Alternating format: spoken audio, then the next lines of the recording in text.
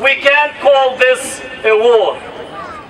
It is not a war between two states. It's a massacre. It's a turkey shoot from an occupier against an occupied population.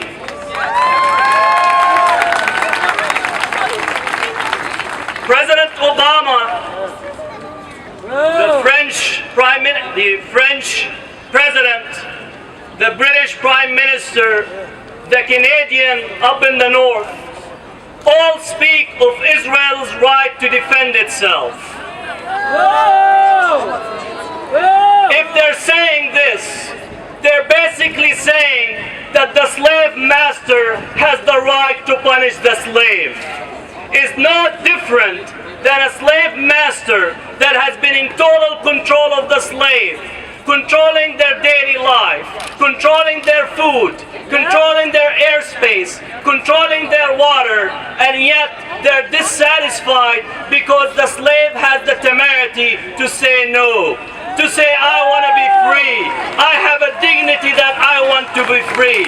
And therefore, we need to understand what is taking place. This calamity is not of today. This has been 67 years in the making. So when the United States and the Western powers speak of Israel's right to defend themselves, they're speaking about a child that they brought to life in Palestine. It was the British who took the land from one people, promised to the other without consulting the Palestinians. Yet it was inherited by the United States. Whoa. And we need to be very clear about it. They're speaking double and triple speak from all sides of their mouth. Whoa. If they want the Palestinians to stop resisting, then stop occupying them to begin with.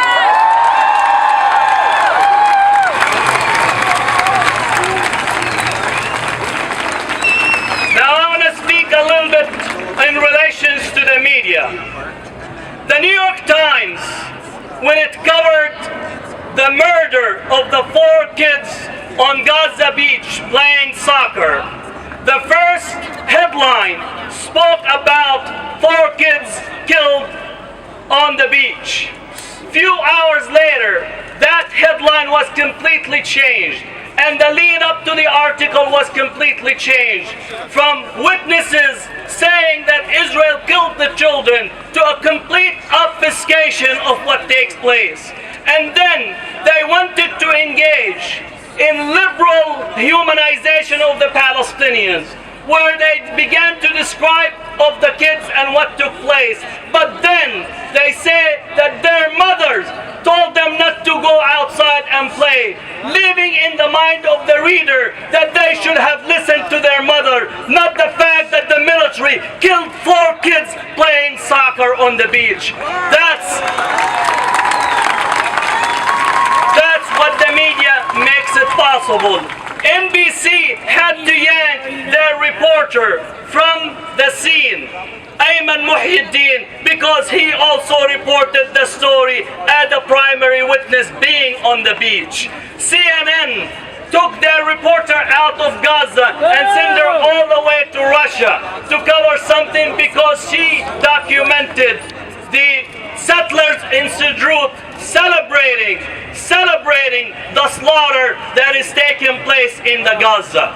And therefore, media, as Chomsky have said, their role is to manufacture our consent.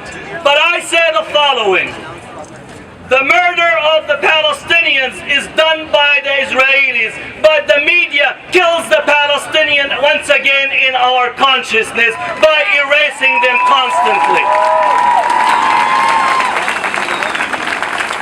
And therefore, we need to be doubly aware and constantly engaged, not to allow the media to kill us one more time, not to erase us from the pages of the newspaper, not to mix up a Palestinian family by saying it's an Israeli family by Sawyer. That's what is needed. deeper than this. Because Western countries see Israel as their created child. They are ready to defend it to the hilt. And therefore we need to begin to discuss our role in this country. The F-16 that is bombing the Palestinians, we paid for it. The Apache chopper that is hitting the Palestinians, we paid for it. We pay for every atrocity that Israel is undertaking, and we need to stop what is taking place by ending and stopping our aid to Israel. We need to stop our aid to Israel. Now and I've been hearing some of these statements time and time again, where some ignorant person that have not read history poses the question of where is the Palestinian Gandhi? Where is the Palestinian Gandhi? That is an ignorant statement. They don't understand the difference between colonialism and settler colonialism. Settler colonialism wants to commit genocide.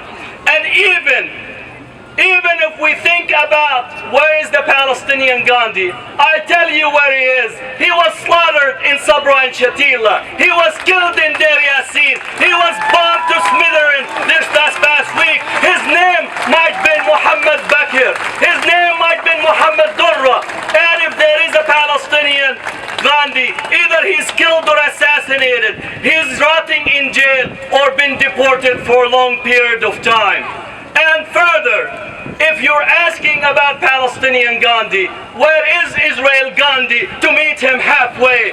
The Gandhis that you send us,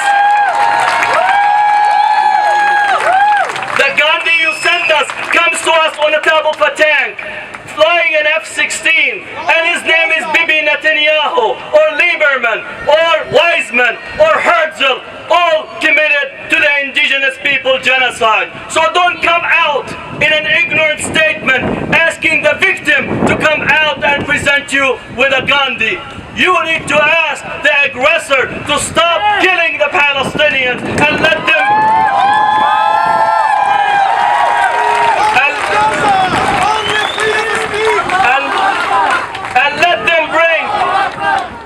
them bring their Gandhi out. Let them bring their Gandhi out. And that's something that they need to answer for, not us as Palestinians or communities that are in solidarity with the Palestinians.